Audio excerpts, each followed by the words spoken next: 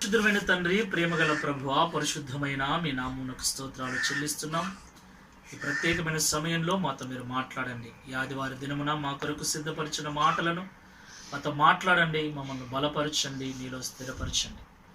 ఈ లోకంలో మేము ఎలా జీవించాలో మాకు తెలియచేయమని మమ్మల్ని అందరినీ చేతులకు అప్పగిస్తూ యేసుక్రీస్తు వారి నామంలో ప్రార్థిస్తున్నాము తండ్రి. ఆమేన్. ఆమేన్. ఆమేన్. మొదటగా కూడి వచ్చిన మీకు అందరికీ ప్రభువును రక్షకుడైన క్రీస్తు పేరిట ప్రేమతో వందనాలు చెల్లిస్తూ ఉన్నాను. పరిశుద్ధాత్మ దేవుడు ఈరోజు మనతో మాట్లాడాలని ఉద్దేశించిన అంశం ఏంటంటే ఊరికి పోవు మార్గము, ఊరికి పోయే మార్గము, ఊరికి పోయే మార్గము. జాగ్రత్తగా వినండి. మార్గము, దారి, రోడ్, ఇంగ్లీష్లో రోడ్ అంటారు. దారి, మార్గము, ద్వారము, ఇన్ని రకాలుగా మనం పిలుస్తాం. ఈరోజు నేను మీకు ఏం చెప్పాలనుకున్నా అంటే మన ఊరికి పోయే మార్గము ఏది, అసలు మన ఊరేది, మన ఊరికి వెళ్ళాలి అంటే ఏ మార్గంలో వెళ్ళాలి. ప్రియమైన సహోదరి సహోదరులారా, ఈ లోకంలో నివసించే ప్రతి ఒక్కరికి కూడా సొంత ఊరు ఉంటుంది. ఆ ఊరికి ఒక పేరు ఉంటుంది. సొంత ఊరు, సొంత పేరు, సొంత దేశం, ఆ దేశానికి ఒక పేరు. అయితే ప్రతి ఒక్కరికి కూడా తన ఊరు ఏదో తెలిసి ఉండాలి. ఊరు లేనివాడు ఎవడు లేడు. ప్రతి ఒక్కడు ఏదో ఒక ఊరు నుండి వచ్చిన వాడే. అయితే పరిశుద్ధ గ్రంథంలో వ్రాయబడినటువంటి ఒక మాటను మనం గమనిస్తే, ప్రసంగి గ్రంథము 10వ అధ్యాయము 15వ వచనం, ఊరికి పోవు త్రోవ ఎరుగని వారై బుద్ధిహీనులు తమ ప్రయాస చేత ఆయాసపడుదురు. మళ్ళీ చదువుతున్న వినండి. ఊరికి పోవు త్రోవ ఎరుగని వారై బుద్ధిహీనులు తమ ప్రయాస చేత ఆయాసపడుదురు. ఊరికి పోయేటువంటి త్రోవ, ఊరికి వెళ్ళేటువంటి ద్వారము, ఊరికి వెళ్ళేటువంటి దారి, ఊరికి వెళ్ళేటువంటి త్రోవ తెలియని వారై బుద్ధిహీనులు తమ ప్రయాస చేత ఆయాసపడుదురు. ప్రియులారా, ఊరి పేరు ఎవరు మర్చిపోరు. ఆ ఊరికి వెళ్ళే దారి కూడా ఎవరు మర్చిపోరు. అయితే ఎవరు మర్చిపోతారు అంటే ఊరికి పోయే దావా ఊరు బుద్ధిహీనులు, బుద్ధి మాంద్యము కలిగిన వాళ్ళు. అసలు బుద్ధి లేని వాళ్లకు వాళ్ళది ఏ ఊరో తెలీదు, వాళ్ళ ఊరికి ఎలా వెళ్ళాలో తెలియదు. అయితే ప్రతి ఒక్కరికి కూడా ఊరికి వెళ్ళేటువంటి త్రోవ ఖచ్చితంగా తెలిసి ఉండాలి. ఊరికి వెళ్ళే త్రోవ మర్చిపోయామనుకో మన ఊరు మనం చేరలేము. సాధారణంగా ఏ ఊరికైనా వెళ్ళాలి అంటే 3 దారులు ఉంటాయి. ఒకటి ముందు దారి, రెండోది వెనక దారి, మూడోది అడ్డదారి లేదా పక్కదారి మన భాషలో. మొదటి దారి ముందు దారి, రెండవ దారి వెనక దారి, మూడవది పక్కదారి. ప్రియమైన సహోదరి సహోదరులారా, ముందు నుండి ఊరికి వెళ్ళొచ్చు, ముందు దారి నుండి, వెనక దారి నుండి ఊర్లోకి రావచ్చు, ప్రక్క దారి నుండి అడ్డదారి అంటాం మనం, షార్ట్ కట్ అడ్డదారి నుండి కూడా ఊరికి రావచ్చు. అయితే ఈ మూడింటిలో ఏది సురక్షితమైనది అంటే 100% ముందు దారే. ముందు దారిని స్ట్రైట్ వే అంటారు. స్ట్రైట్ వే, చక్కని దారి, మంచి దారి, ముందు దారి. వెనక దారి నుండి వచ్చే వాళ్ళు దొంగలు కావచ్చు, దోచుకునేవారు కావచ్చు. ఇక పక్కదారిలో వచ్చే వాళ్ళ గురించి చెప్పక్కర్లేదు. సో ఏ ఊరికైనా 3 దారులు ఉంటాయి. అయితే ఈ 3 దారులలో ఏ దారైనా ఒకటి తెలిసి ఉండాలి. అయితే ఈ 3 దారులలో ఏ దారి మనకు క్షేమం ఇస్తుంది, ఈ 3 దారులలో ఏ ద్వారము, ఏ దారి, ఏ త్రోవ, ఏ మార్గము మనకు క్షేమాన్ని కలగజేస్తుందో మనము జాగ్రత్తగా గమనించాలి, తెలుసుకోవాలి. ఈరోజు దేవుడు మనతో, క్రైస్తవులైన వారితో మాట్లాడుతున్నటువంటి మాట ఏమిటంటే, పరిశుద్ధ గ్రంథంలో పేతురు మొదటి పత్రిక 2వ అధ్యాయము 11వ వచనంలో చూస్తే ఒక మాట మనకు కనిపిస్తుంది. పేతురు మొదటి పత్రిక 2వ అధ్యాయము 11వ వచనం. ప్రియులారా, మీరు పరదేశులను యాత్రికులునై ఉన్నారు. జాగ్రత్తగా గమనించండి. ఈ భూమి మీద నివసించే ప్రతి ఒక్కరు కూడా ఎవరై ఉన్నారు అంటే, ఎవరై ఉన్నారు? పరదేశులు, యాత్రికులై ఉన్నారు. పరదేశి అంటే అర్థం ఏంటి? వేరే దేశం నుండి ఇక్కడికి వచ్చిన వాడు అని అర్థం. యాత్రికుడు అంటే అర్థం ఏంటి? ప్రయాణంలో ఉన్నవాడు అని అర్థం. జాగ్రత్తగా గమనించండి. మీరు పరదేశులను, యాత్రికులునై ఉన్నారు. వేరే దేశం నుండి మనం వచ్చాం.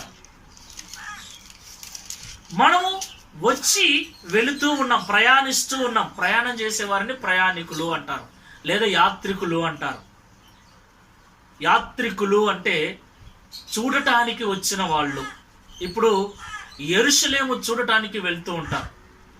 ఆ యెరూషలేములో ఉన్నవారు ఇక్కడి నుండి వెళ్ళిన వారిని, వేరే దేశాల నుండి వెళ్ళిన వారిని ఏమంటారంటే యాత్రికులు అంటారు.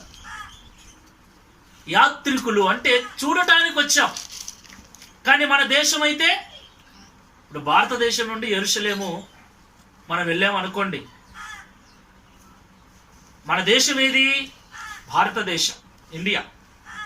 మనం ఎక్కడికి వెళ్తున్నాం? యెరూషలేం వెళ్తున్నాం. ఎందుకు? చూడ్డానికి వెళ్తున్నాం. యెరూషలేములో ఉన్నంత వరకు మనం ఎవరిమి? పరదేశులము, యాత్రికులం. ఎందుకు యాత్రికులము అంటే, ఏదో ఒక రోజు యెరూషలేములో నుండి మన దేశానికి రావాల్సిందే.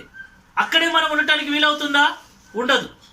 మనము తీసుకున్నటువంటి వీసా, ఆ పాస్పోర్టు వారమా, నెలనా, ఎంతవరకు గడువు ఉంటుంది. ఆ గడువు తీరిపోగానే ఆ దేశాన్ని విడిచి మన దేశానికి రావాలి. జాగ్రత్తగా గమనించండి. ఒకవేళ అక్కడికి వెళ్ళిన తర్వాత మన దేశానికి రావటానికి దారి తెలియలేదనుకోండి. యెరూషలేం అయితే వెళ్ళాం, బాగుంది. భారతదేశం నుంచి యెరూషలేం వెళ్ళాం. యెరూషలేం వెళ్ళిన తర్వాత ఒక వారం ఉన్నాం, ఒక నెల ఉన్నాం, ఒక సంవత్సరం ఉన్నాం. ఏ రోజుకైనా మన దేశానికి రావాల్సిందే. కాబట్టి మన దేశానికి రావటానికి మనము బయలుదేరినప్పుడు మన దేశానికి వెళ్ళేటువంటి దారి, వచ్చేటువంటి దారి, మన దేశానికి వచ్చేటువంటి త్రోవ మనము మర్చిపోయాం అనుకోండి, ఎలా ఉంటుంది పరిస్థితి? అక్కడ రాయబడిన మాట, తమ ప్రయాస చేత ఆయాస పడతాం. త్రోవ ఎవడైతే మర్చిపోతాడో వానికి ప్రయాసే. ప్రయాసపడటం చేత మనిషికి ఆయాసం వస్తుంది. ఒక విషయం మీకు చెప్పాలనుకుంటున్నా. మరణించినటువంటి వ్యక్తిని చనిపోయాడు అని మనం చెప్తాం. చని అంటే వచ్చి, పోయాడు అంటే వెళ్ళిపోయాడు అని అర్థం. చనిపోయాడు అంటే అర్థం వచ్చాడు, పోయాడు, వచ్చి పోయాడు. ఆ మాటలో 2 ప్రశ్నలు మనకు గుర్తుకు రావాలి. ఒకటి, వచ్చాడు అంటే మనిషి ఎక్కడి నుండి వచ్చాడు. పోయాడు అంటే ఎక్కడికి పోయాడు, ఎక్కడికి పోతున్నాడు. చనిపోయాడు అంటే వచ్చిపోయాడు, ఎక్కడి నుండి వచ్చాడు, ఎక్కడికి పోయాడు. ఈ 2 ప్రశ్నలు మనం మదిలో మెదలకపోతే ఇక మనిషి అన్న మాటకు అర్థమే లేదు. ప్రియమైన సహోదరి సహోదరులారా, వాక్యం సెలవిస్తూ ఉంది, భూమి మీద ఉన్న మీరు పరదేశులు, యాత్రికులు. అంటే పరదేశులు అంటే మీ దేశం ఇది కాదు, మీ లోకం ఇది కాదు, మీ లోకం వేరే ఉంది. ఏదో లోకం? చని అంటే వచ్చి, అంటే మనం వచ్చిన లోకం. మనం అనుకుంటున్నాం ఇక్కడే పుట్టాము, ఇక్కడే పెరిగాము, ఇక్కడే చనిపోతాము అని. ప్రియమైన సహోదరి సహోదరులారా, ఇక్కడ పుట్టాము, ఇక్కడ పెరుగుతున్నాం, ఇక్కడ చనిపోతున్నాం. ఎక్కడి నుండి వచ్చాము? అక్కడికే పోతున్నాం. ఆమేన్. అందుకే బైబిల్లో ప్రభు అంటున్నాడు, మీరు పరదేశులు, మీ దేశం ఇది కాదు.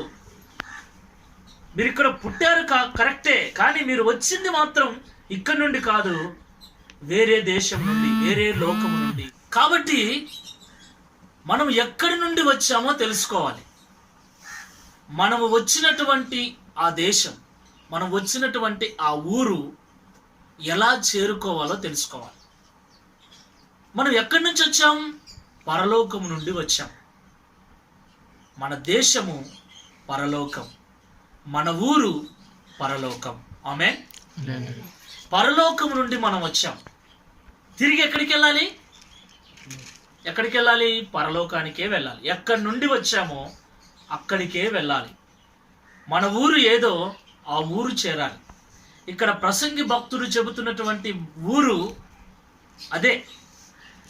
ఆ ఊరికి అంటే ఎక్కడి నుండి మనిషి వచ్చాడో అక్కడికి వెళ్ళేటువంటి దారి తెలియక మనుషులు ప్రయాసపడుతూ ఆయాసపడుతున్నాడు. రకరకాల ప్రయాసలు పడుతూ ఉన్నాడు ఊరు చేరటానికి. కానీ ఊరికి వెళ్ళేటువంటి దారి తెలుసుకోకుండా ప్రయాసపడుతున్నాడు. ప్రయాస ద్వారా ఆయాసపడుతూ ఉన్నాడు. పరిశుద్ధాత్మ దేవుడు ఈరోజు ఆ ఊరు, మన ఊరికి వెళ్ళేటువంటి త్రోవను, దారిని మనకు చూపించాలనుకుంటూ ఉన్నాడు. Praise the Lord. ప్రతి ఊరికి 3 దారులు ఉన్నట్లే ఈ లోకంలో 3 దారులు ఉన్నాయి. యాత్రికులం కదా, మనమందరం యాత్రికులమే. అందరము కూడా, క్రైస్తవుడు మాత్రమే కాదు, లోకములో జీవిస్తున్న ప్రతి ఒక్కడు కూడా యాత్రికుడే. ప్రయాణం చేస్తున్నాడు. ఒకరోజు ప్రయాణాన్ని ముగించి పోయాడు అంటాం. చనిపోయిన వ్యక్తిని అంటే పోయాడా? పోయాడు. ఈ ప్రయాణాన్ని ముగించి ఒకరు వెనక ఒకరు ముందు వెళ్ళాల్సిందే. చనిపోయినప్పుడు శవాన్ని మోస్తున్నప్పుడు క్రైస్తవులు ఒక పాట పాడతారు. ఏంటది?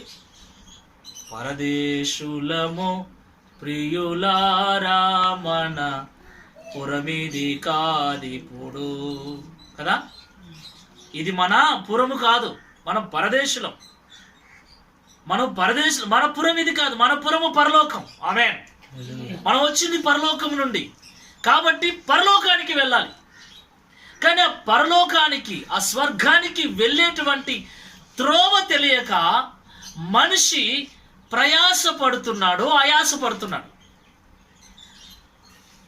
ఆ పరలోకానికి వెళ్ళేటువంటి మార్గము తెలిసిన వాడు క్రైస్తవుడు ఒక్కడే. ఆమేన్. ఆ పరలోకానికి లేదా స్వర్గానికి సరైన మార్గమును చూపించే గ్రంథము బైబిల్ గ్రంథం ఒక్కటే. ఈ బైబిల్ గ్రంథాన్ని చదివితే ఆ పరలోకానికి వెళ్ళేటువంటి మార్గము మనకు తెలుస్తుంది. పరిశుద్ధ గ్రంథంలో వాస్తవానికి 2 మార్గముల గురించి రాయబడ్డాయి. అయితే మనిషి 3వ మార్గాన్ని కూడా ఏర్పరచుకున్నాడు సొంతంగా. ఈ 3 మార్గములలో ఒకటి విశాల మార్గము, 2 ఇరుకు మార్గము, 3 నేను చెప్పాను ఏంటది? Short cut, అడ్డదారి. విశాల మార్గాన్ని సాతానుడు ఏర్పరిచాడు, ఇరుకు మార్గాన్ని దేవుడు ఏర్పరిచాడు. ఈ 2 దారులకు కొంచెం అనుకూలంగా మధ్య మార్గాన్ని, అంటే పక్కదారి, లేదా అడ్డదారిలో దేవుణ్ణి చేరాలనుకునే మనుషులు ఏర్పరచుకున్న దారి మూడవ దారి. ఊరికి 3 దారులు ఉన్నట్టే, ముందు దారి, వెనక దారి, ప్రక్క దారి ఉన్నట్టే పరలోకానికి మనుషులు 3 మార్గాలను ఏర్పరచుకున్నారు. ఒకటి, అందులో దేవుడు ఏర్పరిచిన ఇరుకు మార్గం. రెండోది, సాతానుడు ఏర్పరిచిన విశాల మార్గం.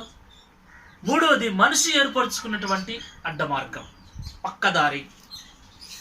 ఈ 3 మార్గాల గురించి నేను ఈరోజు మీకు చెప్పాలనుకుంటున్నాను. ఈ 3 త్రోవల గురించి పరిశుద్ధ గ్రంథంలో ఒక మాట రాయబడింది. 6వ అధ్యాయము 16వ వచనమును చదువుకుందాం. యెహోవా ఇలాగు సెలవిచ్చుచున్నాడు, మార్గములలో నిలిచి చూడుడి, పురాతన మార్గములను గూర్చి విచారించుడి, మేలు కలుగు మార్గమేది అని అడిగి అందులో నడుచుకొనుడి, అప్పుడు మీకు నెమ్మది కలుగును. ఆమేన్.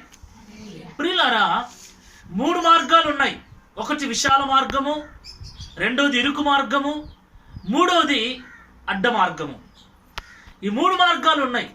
ప్రభు అంటున్నాడు, ఈ మార్గాల గురించి విచారించి తెలుసుకోండి. ఈ 3 మార్గాలలో ఏ మార్గంలో వెళితే నీకు క్షేమమో, ఏ మార్గములో వెళితే నువ్వు దేవుణ్ణి చేరుతావో, ఏ మార్గములో వెళితే నువ్వు నీ ఊరు చేరుకుంటావో, ఏ మార్గములో వెళితే నీకు నెమ్మది కలుగుతుందో విచారించి తెలుసుకోవాలి. ఏ దారిలో అంటే ఆ దారిలో వెళితే దేవుణ్ణి చేరలేం. ఏ దారిలో అంటే ఆ దారిలో వెళితే ఊరు చేరలేం. వెళితే ముందు దారన్న వెళ్ళాలి, లేదా వెనక దారన్న వెళ్ళాలి, లేదా పక్క దారన్న వెళ్ళాలి. మరి పరలోకానికి వెళ్ళాలంటే 3 దారులు ఉన్నాయా? గమనించండి. మనం వచ్చిన ఊరు, మన ఊరు పరలోకం. పరలోకం నుండి మనం వచ్చాం. మరి పరలోకానికి వెళ్ళటానికి 3 దారులు లేవు, ఒకే దారి ఉంది. కానీ లోకంలో మాత్రం 3 దారులు ఉన్నాయి. కానీ పరలోకానికి వెళ్ళేది దీంట్లో ఒక్క దారే, ఒక్క మార్గమే. లోకములో విశాల మార్గం ఉంది, ఇరుకు మార్గం ఉంది, పక్క మార్గం ఉంది, షార్ట్ కట్. కానీ ఈ 3 పరలోకానికి, మన ఊరికి మనల్ని తీసుకొని వెళ్ళేది మాత్రం ఒకే మార్గం. మొదటగా దేవుడు అంటున్నాడు, వీటి గురించి విచారించండి. ఈ 3 మార్గాల గురించి విచారించండి. ముందు వెళితే ఏమవుతుంది, వెనక వెళితే ఏమవుతుంది, పక్క నుండి వెళితే ఏమవుతుంది? ఏమండి, విచారించాలి. ముందు నుండి వెళితే ముందు మార్గము స్ట్రైట్ వే అని రాయబడింది. స్ట్రైట్ వే అంటే రాజమార్గం. ఆమేన్. రాజమార్గం అంట.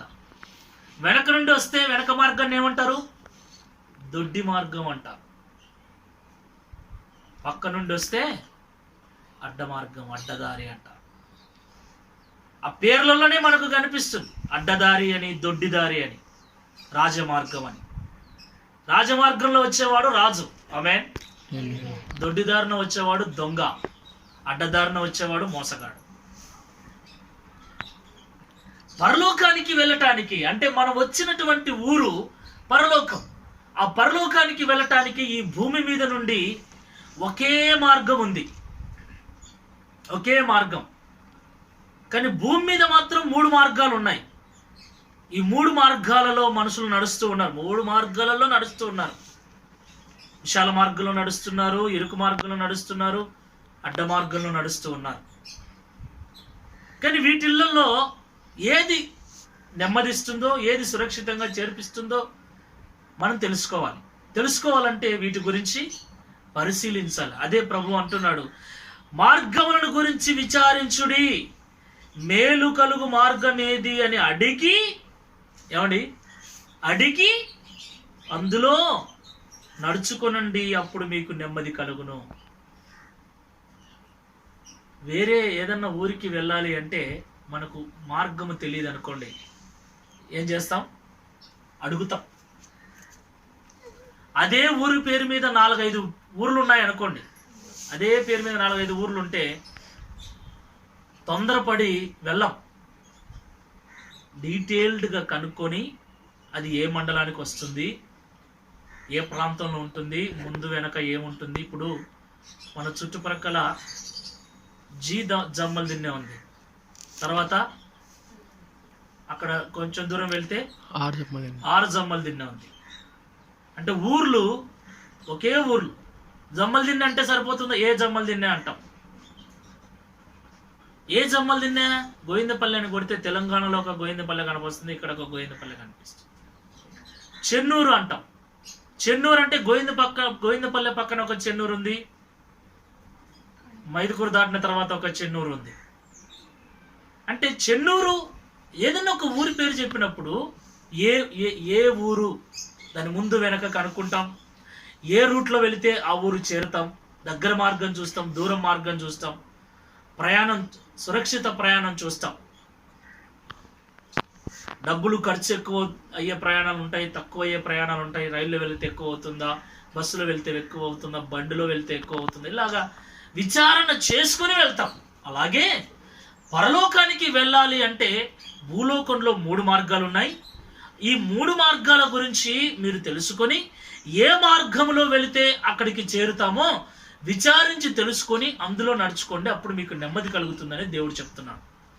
ఈరోజు ఆ 3 మార్గాల గురించి నేను మీకు తెలియజేయాలనుకుంటా. మొట్టమొదటిగా విశాల మార్గం. ఆమేన్.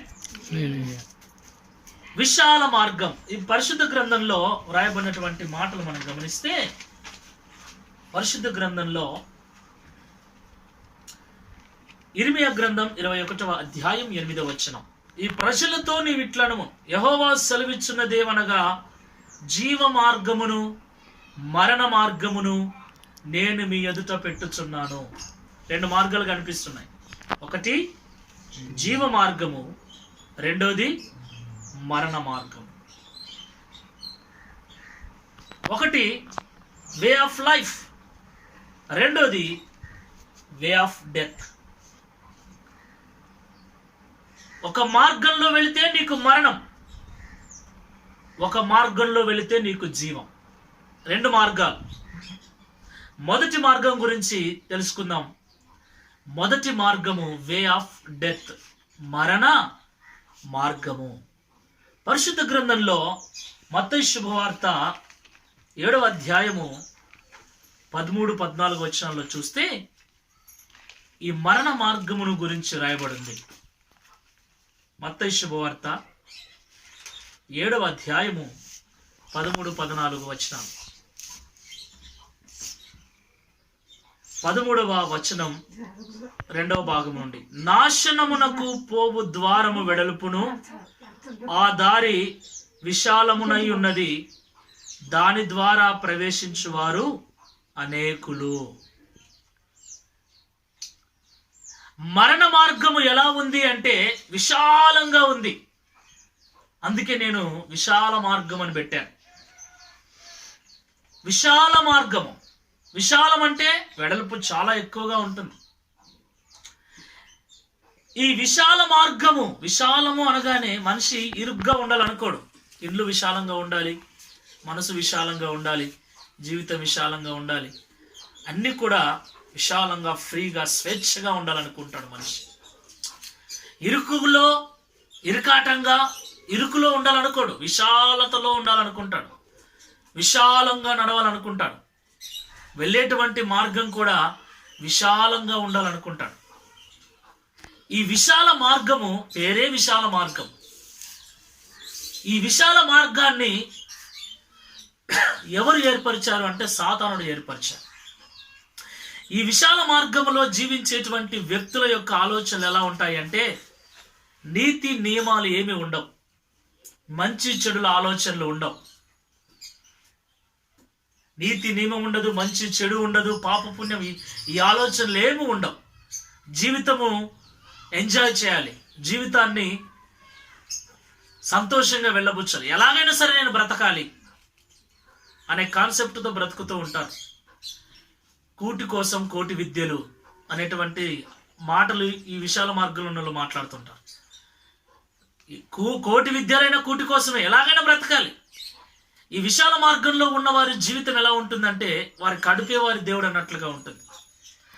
అంటే ఏమైనా చెయ్యి, ఎంతమందినైనా చంపు, ఎంతమంది అయినా చావని, ఎంతమంది అయినా నష్టపోని, ఎంతమంది అయినా నాశనం కానీ నేను మాత్రం బాగుండాలి, నా కడుపు మాత్రం నిండాలి, ఏమైనా జరగని లోకంలో నాకు సంబంధం లేదు, ఎంతమందినైనా అన్యాయం చేయని నేను మాత్రం బతకాలి అనేటువంటి ఆలోచన ఇందులో ఉంటుంది. ఏ నీతి ఉండదు, ఏ నియమం ఉండదు, ఏ మంచి ఉండదు, అంతా కూడా ఎలాగైనా సరే ఈ లోకములో ఉన్నంత వరకు, ప్రాణం పోయేంత వరకు తినాలి, త్రాగాలి, సుఖించాలి. తినటం, త్రాగటం, సుఖించటం ఇదే ఉంటుంది. దేవుడు, దైవం అనేటువంటి మాటలే వీరి నోటి నుండి రావు. వీరి నోటి నుండి దేవుడు, దైవము, పాపము, పుణ్యం అనే మాటలు ఏమి రావు. బ్రతకాలి అంతే. దేవుడు లేడనేటువంటి తత్వం, దేవుణ్ణి మర్చిపోయినటువంటి తత్వం ఈ విశాల మార్గంలో నివసించేటువంటి ప్రజలలో కనిపిస్తుంది. ఎంత అన్యాయమైనా చేస్తారు, ఎన్ని అబద్ధాలైనా ఆడతారు, ఎన్ని మోసాలైనా చేస్తారు, ఎంత భయంకరమైన మాటలైనా మాట్లాడతారు. ఏమాత్రం చిన్న పెద్ద తేడా లేదు, వాయు వరుస తేడా లేదు, ఎలాగైనా బ్రతికేస్తారు. నైతిక విలువలు అస్సలు ఉండవు ఈ విశాల మార్గంలో నివసించే వారికి. 15 సంవత్సరాల వయసున్నోడు 40 సంవత్సరాల వయసు తిట్టేస్తాడు, బండబూతులు మాట్లాడేస్తాడు. దైవ భయము లేని మార్గము ఏది అంటే విశాల మార్గం. కొంచెం కూడా దైవ భయం ఉండదు, అసలు దేవుడు అనే కాన్సెప్టే ఉండదు వీరికి. నాస్తికవాదంలో బ్రతుకుతూ ఉంటారు. దేవుడే లేడు, దయ్యాలు లేవు, దేవుడు లేడు, ఏమి లేదు, అలాగ బ్రతికేస్తూ ఉంటారు, గాలికి బ్రతికేస్తూ ఉంటారు. ఎన్ని మోసాలైనా చేస్తారు, ఎన్ని హత్యలైనా చేస్తారు, ఎంతమందినైనా చంపేస్తారు. డబ్బు కోసం ఎంత భయంకరమైన స్థితికైనా దిగజారిపోతారు. దిగజారుడు మనస్తత్వం కలిగిన వాళ్ళు, చిన్న పిల్లలను కూడా క్రూరంగా చంపేటువంటి మనస్తత్వాలు కలిగిన వారు, చిన్న పిల్లలను కూడా మానభంగం చేసి పాడు చేసేటువంటి క్రూరమైన ఆలోచనలు కలిగిన వారు ఈ విశాల మార్గంలో నివసించేటువంటి ప్రజలు. ప్రభు అంటున్నాడు, ఈ విశాల మార్గములో ప్రవేశించేవారు అనేకులు. ఇలాంటి ఆలోచనలతో లోకములో అనేకులు నడుస్తూ ఉన్నారు, అనేకులు జీవిస్తూ ఉన్నారు. తన మన తేడా లేదు, ఏమైనా చేస్తారు, ఎంతకైనా తెగిస్తారు. వీళ్ళ ఆలోచన ఒకటే, ఎలాగైనా నేను బ్రతకాలి అంతే. నా చుట్టూ ఏమైపోయినా నాకు సంబంధం లేదు, ఎవడేమైపోయినా నాకు సంబంధం లేదు, నా వరకు నేను బ్రతకాలి, నా ఇంటి వరకు నేను బ్రతకాలి. 100% స్వార్థముతో కూడినటువంటి జీవితాలు విశాల మార్గములో నివసించేటువంటి ప్రజలకి ఏమాత్రం కూడా నైతికత ఉండదు, నాస్తికత్వం ఉంటుంది, దేవుడు అనే కాన్సెప్ట్ ఉండదు. ఎలాగైనా సరే బ్రతకాలి, ఎలాగైనా సరే బ్రతకాలి, ఒకరిని చంపైనా సరే నేను బ్రతకాలి, ఒకరికి అన్యాయం చేసైనా సరే నేను బ్రతకాలి, ఒకరి నోటికాడిది గుంజుకొనైనా సరే నేను బ్రతకాలి. ఇలాంటి ఆలోచనలు కలిగిన ప్రజలు వెళ్ళేటువంటి మార్గము విశాల మార్గం. ఎలాగైనా ఉండొచ్చు, ఎలాగైనా చేయొచ్చు, ఎలాగైనా మాట్లాడొచ్చు, ఎలాగైనా బ్రతకొచ్చు, ఎలాగైనా సరే బ్రతకాలి. చనిపోయిన తర్వాత ఎవరికేం తెలుసు, చనిపోయిన తర్వాత రాజెవరో బంటెవరో, ఇలాంటి మాటలు మాట్లాడతారు. చనిపోయిన తర్వాత రాజెవరో బంటెవరో, బ్రతికున్నంత వరకే తినాలి, త్రాగాలి, సుఖించాలి, మనకు ఇష్టం వచ్చినట్లుగా బ్రతకాలి, ఇష్టం వచ్చినట్లుగా అనుభవించాలి, మనకు నచ్చింది తినాలి, నచ్చింది చేయాలి, మనకు నచ్చినట్లుగా బ్రతకాలి. ఇలాంటి ఆలోచనలు కలిగినటువంటి వ్యక్తులు నడిచేటువంటి మార్గం విశాల మార్గం. ప్రభు అంటున్నాడు, ఇలాంటి మార్గములో ఇలాంటి తత్వం కలిగిన మనుషులు అనేకులు ఉన్నారు. లోకంలో ఇలాంటి వాళ్ళే ఎక్కువ ఉన్నారు. నీతి నియమం లేదు, మంచి చెడు లేదు, ఆత్మీయత లేదు, ఏమాత్రం కూడా భయం లేనటువంటి జీవితం. దైవ భయం లేదు, మనుషుల భయం లేదు, క్రూరత్వం కలిగినటువంటి మనుషులు. క్రూరం, ప్రేమ ఉండదు, జాలి ఉండదు, కనికరం ఉండదు, దయదాక్షిణ్యాలు ఉండవు. భయంకరమైనటువంటి పాప భూయిష్టమైనటువంటి ఆలోచనలతో, భయంకరమైనటువంటి మనస్తత్వం కలిగినటువంటి ప్రజలు నడిచేటువంటి మార్గం ఇది. అయితే ఈ మార్గంలో నడిచేటువంటి ప్రజలు ఇప్పుడు తింటారు, ఇప్పుడు త్రాగుతారు, ఇప్పుడు బాగా సుఖిస్తారు, ఎంజాయ్ చేస్తారు. ఈ మార్గంలో నడిచే ప్రజల చివరి యొక్క పరిస్థితి ఏంటి అని బైబిల్ చెప్తుందంటే, ఆ మార్గం మరణ మార్గం. చివరికి వారు ఎక్కడికి వెళ్తారు అంటే మరణానికి వెళ్తారు. మరణం అంటే శరీర మరణం కాదు. శరీర మరణం అందరికీ వస్తుంది. బైబిల్ ఎప్పుడు కూడా శరీర మరణం గురించి నొక్కి చెప్పట్లేదు. శరీర మరణం ప్రతి మనిషికి వస్తుంది. ఆత్మ మరణం, ఆత్మ మరణం ఎక్కడ? నరకంలో. ఈ విశాల మార్గంలో నడిచేటువంటి ప్రజలు అలాగ ప్రయాణం చేస్తూ చివరికి ఎక్కడికి వెళ్తారు అంటే నరకానికి వెళ్తారు. నరకంలో వారి అగ్గి ఆరదు, వారి పురుగు చావదు. యుగ యుగాలు తరతరాలు యాతన పడిపోతూ నరకాన్ని, నరక యాతన అంటుంటారు చూడండి. భయంకరమైంది నరక యాతన. ఆ యాతన పడటానికి ఈ విశాల మార్గంలో ఉన్న వాళ్ళు వెళ్తారు. ధనవంతుడు అలాగే బ్రతికాడు. దేవుడు లేదు, దైవం లేదు. తినుచు త్రాగుతూ సుఖిస్తూ ఎంజాయ్ చేశాడు. చనిపోయిన తర్వాత నరకంలో యాతన పడుతున్నాడు. యాతన పడుతున్నటువంటి ధనవంతుడు పైకి చూస్తే అబ్రహాము ఉన్నాడు. అబ్రామా, నేను యాతన పడుతూ ఉన్నాను. అబ్రాహాం అంటాడు, నా కుమారుడా, భూలోకంలో నువ్వు బహుగా సుఖించావు. భూలోకంలో నీకు ఇష్టం వచ్చినట్లుగా జీవించావు. నీకు ఇష్టమైన బట్టలు ధరించావు. నీకు ఇష్టమైన ఆహారం తినావు. ఏమాత్రము నీతి నియమాలు లేకుండా, వాయు వరుసలు లేకుండా, ఒక పద్ధతి పాడు లేకుండా, క్రమము లేకుండా అక్రమమైన జీవితంలో జీవించావు. అక్కడ నీ ఇష్టానుసారంగా జీవించావు, సుఖించావు. కాబట్టి ఇక్కడ నువ్వు కష్టపడుతున్నావు, యాతన పడుతున్నావు. అబ్రామా, తండ్రివైన అబ్రామా, లాజర్ను నా దగ్గరికి పంపించు. పంపించలేను. ఇక్కడి వారు అక్కడికి, అక్కడి వారు ఇక్కడికి రాకుండాన్నట్లు మధ్యలో గొప్ప అగాధం ఉంచమని. ఈ లాజరు భూలోకంలో ఏమి లేకపోయినా పర్లేదు, నీతిగా బ్రతకాలని నిర్ణయించుకున్నాడు. నీతిని విడిచిపెట్టకూడదు అనుకున్నాడు. దైవ భయాన్ని విడిచిపెట్టకూడదు అనుకున్నాడు. ప్రార్థన విడిచిపెట్టకూడదు అనుకున్నాడు. ఎవరు ఎన్ని మాటలు అన్నా, ఏ భయంకరమైనటువంటి పరిస్థితి, అడుక్కునే పరిస్థితి వచ్చినా కూడా నీతిని విడిచిపెట్టకూడదు అనుకున్నాడు. అలాగ బ్రతికాడు, కష్టపడ్డాడు. భూలోకంలో తన మనసును నొచ్చుకున్నాడు, పరలోకంలో సుఖపడుతూ ఉన్నాడు. నా ప్రియమైన సహోదరులారా, జాగ్రత్తగా గమనించండి.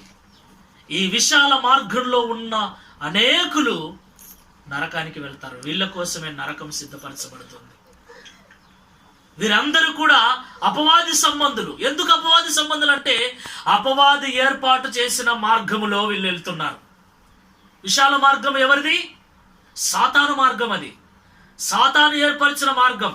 సాతాను ఏర్పరిచిన మార్గంలో సాతానును వెంబడిస్తున్న వీళ్ళందరూ సాతాను ఎక్కడికి వెళ్తే అక్కడికి వెళ్తారు. సాతాను ఎక్కడికి వెళ్తాడు? పరిశుద్ధ గ్రంథంలో, ప్రకటన గ్రంథంలో రాయబడింది. సాతాను ఎక్కడికి వెళ్తాడు చూడండి. చివరికి అధ్యాయం 1వ వచనం నుండి, మరియు పెద్ద సంఖ్యలను చేత పట్టుకొని అగాధపు యొక్క తాళపు చెవి గల యొక్క దేవదూత పరలోకము నుండి దిగివచ్చుట చూచితిని. అతడు ఆది సర్పమును అనగా అపవాదియు సాతానును అను ఆ ఘట సర్పమును పట్టుకొని 1000 సంవత్సరములు వారిని బంధించి అగాధములో పడవేసెను. అక్కడ అగాధములో పడవేశారు. అగాధములో పడవేశారు, పాతాళములో పడవేశారు. అక్కడ ఏముంది? 14వ వచనంలో, మరణమును మృతుల లోకమును అగ్నిగుండములో పడవేయబడెను. ఈ అగ్నిగుండము 2వ మరణము. అగ్నిగుండం, పాతాళములో అగ్నిగుండం ఉంది. ఆ అగ్నిగుండములో ఈ యొక్క సాతానుడు పడవేయబడ్డాడు. అక్కడ రాయబడినటువంటి మాట 7వ వచనం చూస్తే, 8వ వచనం, భూమి 4 దిశల యందుండు జనములను లెక్కకు సముద్రపు ఇసుకల వలె ఉన్న గోగు మాగోగను వారిని మోసపరిచిన వారిని యుద్ధమునకు పోగు చేయుటకే వాడు బయలుదేరును. వారు భూమి యందంతటా వ్యాపించి పరిశుద్ధుల శిబిరములను ప్రియమైన పట్టణమును ముట్టడివేగా పరలోకంలో నుండి అగ్ని దిగి వచ్చి వారిని దహించెను. వారిని మోసపరిచిన అపవాది అగ్ని గంధకములు గల గుండములో పడవేయబడెను. సాతానుడు ఎక్కడ పడవేయబడ్డాడు? చివరికి సాతాను పని ఎక్కడికి వెళ్తాడు? అగ్ని గుండంలోకి వెళ్తాడు. మరి సాతాను మార్గంలో వెళ్తున్న వీళ్ళ పరిస్థితి ఏంటి? అగ్నిగుండమే. ఇది అక్కడికే తీసుకెళ్తుంది. ఒక దారిలో మనం వెళ్తున్నామంటే ఆ దారి ఎక్కడికో ఒకడికి వెళ్ళాలి, ఎక్కడో ఒక చోట ఎండ కావాలి. ఇప్పుడు ఆలుగడ్డ నుంచి మనం బయలుదేరామనుకోండి, మందలూరు ద్రావా, ఈ మందలూరు ద్రావా అలాగనే వెళ్ళిపోతే ఎక్కడో ఒక చోట ఎండ అవుతుంది. ఇట్లే పోదు, ఎక్కడో ఒక చోట ముగుస్తుంది. ఈ విశాల మార్గము నడుస్తున్నారు, విశాల మార్గంలో విచ్చలవిడిగా జీవిస్తూ ఉన్నారు, తినుచు త్రాగుచు సుఖిస్తూ. దేవుడు లేదు, దైవం లేదు. చస్తా అంటే నేను చస్తా, పోతా అంటే నేను పోతా. ఊరికే పోతా అంటే, ఊరికే చస్తా అంటే కాదు, చనిపోయిన తర్వాత ఉంది అసలు కథ. ఆమేన్. ఏమండి, చనిపోతా అంటే చనిపోతా, చనిపోయిన తర్వాత ఉంది అసలు కథ. బైబిల్ చెప్తుంది, చనిపోయిన తర్వాత ఇలాంటి వాళ్ళందరూ అగ్నిగుండంలో వెళ్తారు, అగ్నిగుండంలో పడవేయబడతారు. అది రెండవ మరణం. అగ్నిగుండంలో యుగ యుగాలు, తరతరాలు అక్కడ అగ్నిగుండంలో కాలిపోతూనే ఉండాలి. వారి ఆత్మ ఆరిపోదు, చల్లారిపోదు, చావదు. ఆత్మలాగా కాలిపోతూ వేదన పడుతూనే ఉంటుంది. ఆ అగ్ని చల్లారిపోదు, అగ్ని ఆరదు, పురుగు చావదు. ఈ విశాల మార్గంలో నడిచేటువంటి వ్యక్తుల యొక్క పరిస్థితి అది. కాబట్టి మన ఊరు చేరటానికి విశాల మార్గము సరైనది కాదు.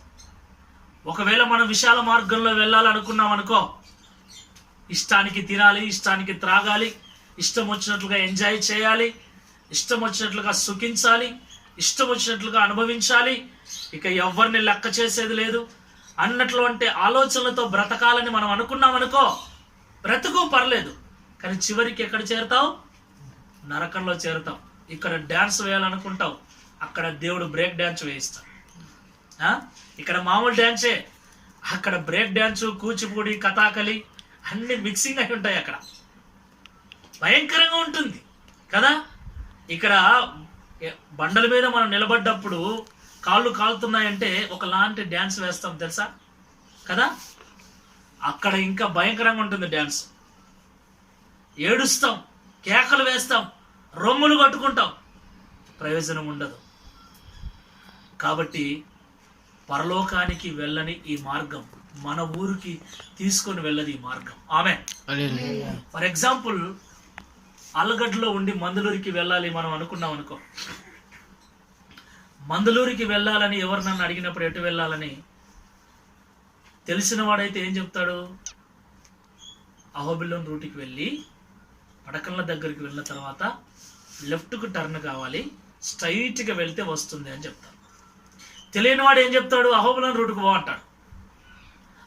అహోబిలం రూట్కి వెళ్తే ఏమొస్తుంది? అహోబిలం వస్తుంది. మందలూరు వస్తుందా? రాదు. మందలూరికి వెళ్ళటానికి రూటు కరెక్ట్గా తెలిసినప్పుడు ఆ రూట్లో వెళ్తాం. మందలూరికి వెళ్ళదు ఈ రూట్ అని తెలిసినప్పుడు ఏం చేస్తాం? మళ్ళుకుంటాం. ఆమేన్. ఇప్పుడు భూమి మీద ఉన్నటువంటి 3 మార్గాలలో విశాల మార్గము మన ఊరికి చేర్చదు అని తెలిసింది మనకు. దేవుడు అన్నాడు కదా, విచారించండి అని. ఇంతవరకు మనం చదువుకున్న ఈ మాటలను బట్టి చూస్తే ఈ విశాల మార్గము మనలను మన ఊరైనటువంటి పరలోకానికి చేర్చదు. పొరపాటున ఈ మార్గంలో మనం వెళ్ళాలనుకుంటే ఎక్కడికి వెళ్తాం? నరకానికి వెళ్తాం, మరణానికి వెళ్తాం.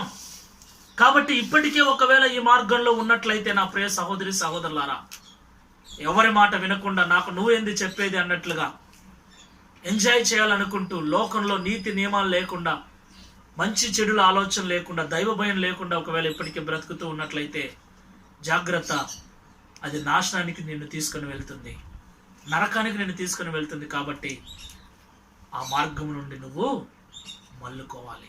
ఆమేన్. హల్లెలూయా, హల్లెలూయా. కాబట్టి పరలోకం చేరటానికి విశాల మార్గము సరైనది కాదు. అందుకే దాని గురించి ముందే చెప్పాడు ప్రభు, నాశనమునకు పోవు మార్గము విశాలమైనది.